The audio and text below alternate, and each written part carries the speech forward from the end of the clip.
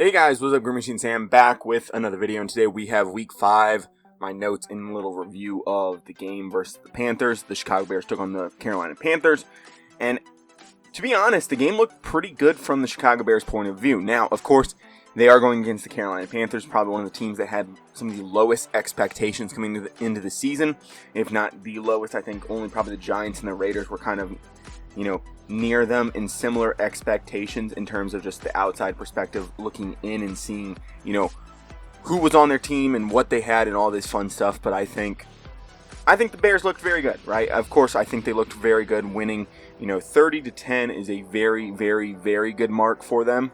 Right, it was 30-10. No, 36-10. I forgot about the last touchdown. I kind of tuned out for the last touchdown, but I do remember Roschon Johnson getting in there at the end because they did just have a pretty good drive. The team looked all in all incredible. 3-2, like I said, against a not very good team. Caleb looked very good. 10-yard average per pass, completed pass, or no, per pass. No real struggles. I don't think there was anything where he looked just like out of it or uncomfortable at all. There was a couple plays here and there, but nothing too major, which is good because you are going up against not a great defense. I think J.C. Horn is one of the only guys that I actually like on that team. Jadeveon Clowney, I don't know why he signed there. That must have been the most money he was offered this offseason. The deep balls were finally connecting. I know they showed a stat, previously before this game. He was like 3 for, I think it was like 20-something on 20-plus yard deep balls, and he just wasn't connecting on them at all. So it is good to see that he was hitting those 20-yard balls when necessary this game. Matt Pryor, I'm sorry. I thought you were going to be bad after that first game, but you definitely showed up these last 2 games. You looked good. Now just please do it against good D-line. This D-line isn't particularly anything special, so especially without Derek Brown and Brian Burns no longer being on the team. I know they have Jadeveon Clowney, and I know they have a couple other guys that are okay, but you got to look good against good D-lines. I'm going to apologize for now, but I'm going to need to see more as we continue throughout the season. Run game had low averages, but looked fine. I think the run game looked very good, but there were definitely holes, especially people looking at the 22 film recently over the last day. I know they've seen some stuff where they're like, hey, this hole could have been hit. This hole probably should have been hit, and it didn't, which is unfortunate. And then, Roschon Johnson's average was down because, he had a lot of goal line touches and low yardage situations and stuff, 3rd and 1s, 3rd and 2s, and then goal line situations, you're not going to be able to get a whole ton of yardage. So his averages were down, of course. DeAndre Swift looked fine, though. I don't know why everybody's freaking out. He looked fine. I think he needs to look better, but there's always room for improvement, right? Keenan and Caleb just look disconnected. Unfortunately, it seems like Keenan is running routes and Caleb's expecting him to be somewhere else. I don't know who that could be on. That could just be a disconnect between both of them, or a disconnect between one or two of them. Maybe Keenan's used to running it a certain way and looking for something, and Caleb's used to, somebody else running it a different way.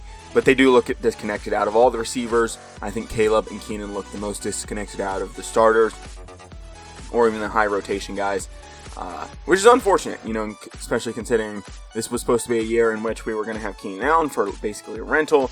He was supposed to come and help Caleb develop, and Roman Dunze was going to learn behind him until next year.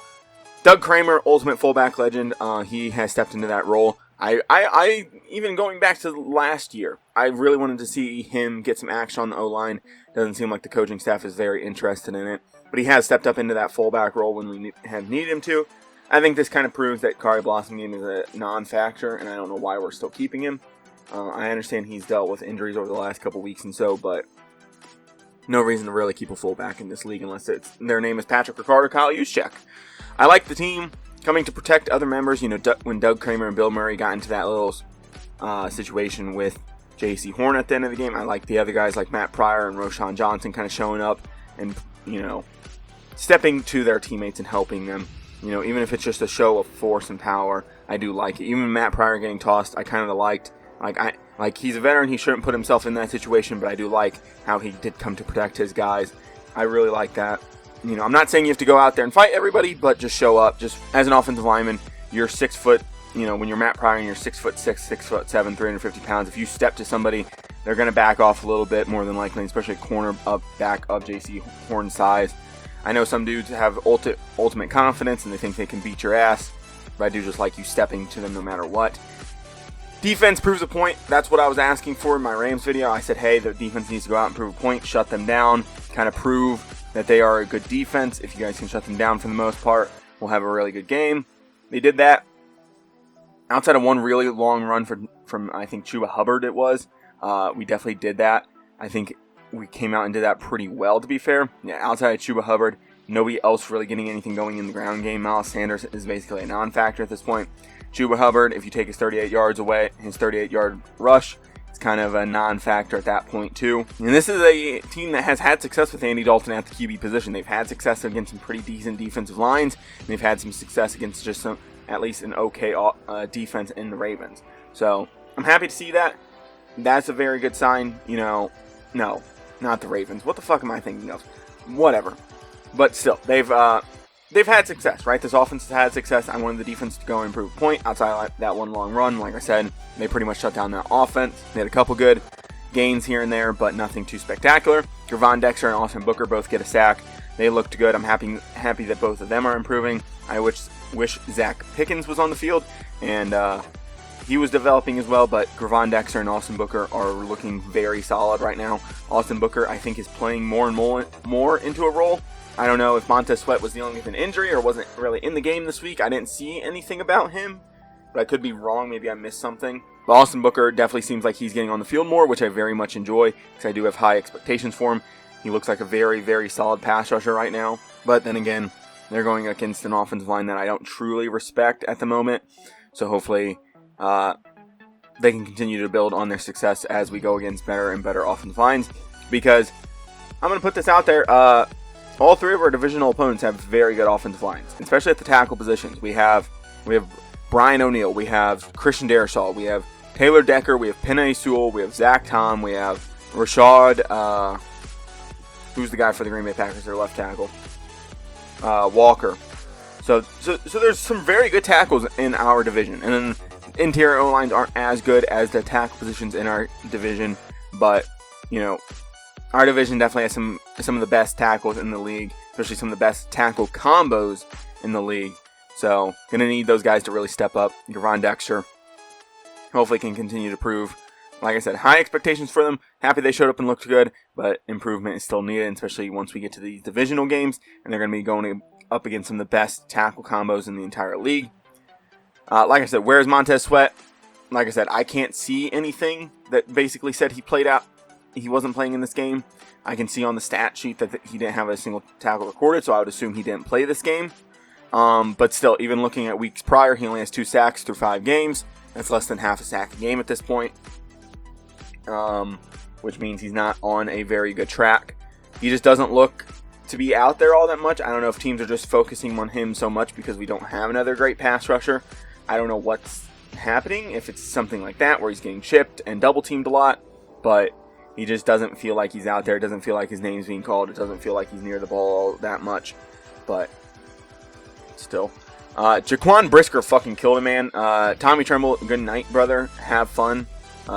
If he has a concussion, that definitely sucks. I know it was a low hit. I know, it was kind of weird right in that moment, right? I even thought when the hit first happened that there was probably going to be a penalty just because of how the hit looked at first. But Jaquan Brisker went up there, laid down the boom. Jaquan Brisker is having a very good year so far, especially these last couple games. He's looking very, very good. I think he has really stepped up, and he's definitely looking for a payday shortly. I liked where we're at, where we are at in terms of defense, but I think look for a midseason trade, especially if Zach Pickens isn't ready to go for another defense tackle. Maybe somebody that could be getting shipped off from a team that maybe isn't doing so hot could definitely be a, something we could search for. I don't have a defensive tackle off the top of my head, but there definitely could be somebody getting traded, especially if, if a team isn't having a good season, somebody's coming off contract, we could definitely look for a defensive tackle. The last and final thing, Shane Waldron was told by apparently multiple leaders. Apparently, the leaders included Caleb Williams, Cole Kmet, Mercedes Lewis, and others, to be more aggressive, to take the kid gloves off, to call the plays, to not just give them a basic fucking game plan, to really push the envelope. And it looked a little bit better. It definitely did. I'm not saying it's 100% right now. And look, I understand Shane Waldron wants to just put the good stuff on paper. He wants to show that he can call a competent game and everything. But man, at some point, you got to fucking step it up. You got to give Caleb Williams the keys. I'm not saying let him go out and be Patrick Mahomes or Tom Brady, but give him something. Let's let this man go rip the fucking football around. We trust him. I believe in him. Chicago believes in him. Let him go play football. I'm not saying let him go and do what he wants to do. Just let him go rip the fucking football around every now and then. Let this offense play to its strengths. Let this offense really get going. We should be able to see some good offense over the next couple weeks, of course. Like I said, this was a very good game. This was a game that we were expected to win. This was a game where I expected them to come out and look very good. They did that, and I'm very, very happy. If you guys enjoyed this content or any other content here on my channel, I would appreciate it if you guys do stick around and subscribe. I had a Madden 25 video come out. Go check that out. I'll have some other stuff coming out, hopefully soon, involving college football 25, and I'll have a ton of other stuff hopefully over the next couple weeks as I'm able to record a little bit more and hopefully get some more videos out to you guys. With that being said, like I said, if you guys do like this video or any videos here on my channel, I would appreciate it if you guys do stick around and subscribe, and I'll be back with more videos like this. But with that being said, I'm out. Peace.